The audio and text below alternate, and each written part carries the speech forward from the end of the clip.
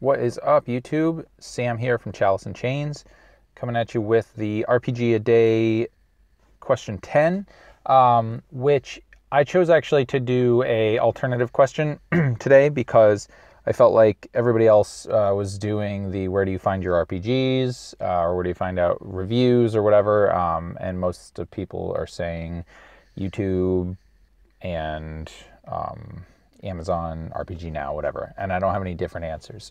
So today I decided that I was going to talk about one of the alternative questions, which is what gives an RPG its replay value?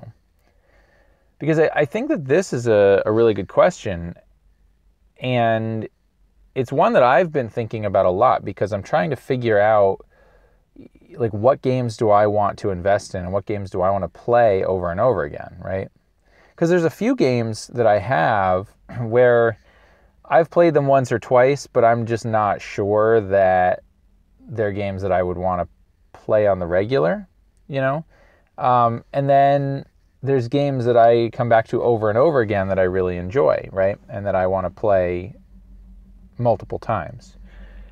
So I think that what gives an RPG its replay value for me is the ability to tell multiple stories in different genres and for the system to be able to accommodate those without a lot of work or a lot of having to sort of fight and adjust the system to make it work, right?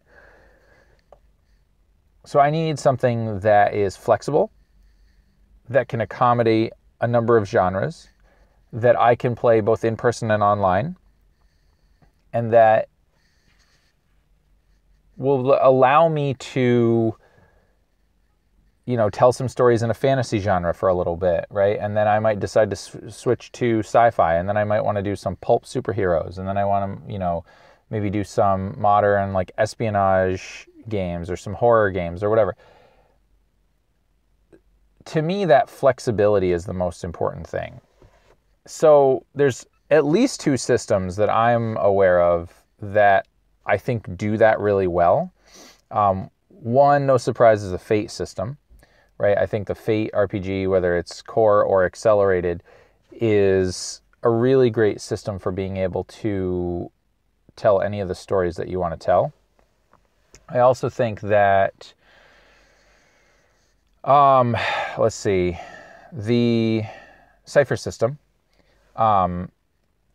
is another one. The Cypher Core rulebook allows me to do that, right? It allows me to tell fantasy stories. It allows me to tell sci-fi. I can do hard sci-fi. I can do space opera, cyberpunk, whatever. I can do superheroes. I can do, modern or horror games, childhood adventure. I mean, all of this stuff, right?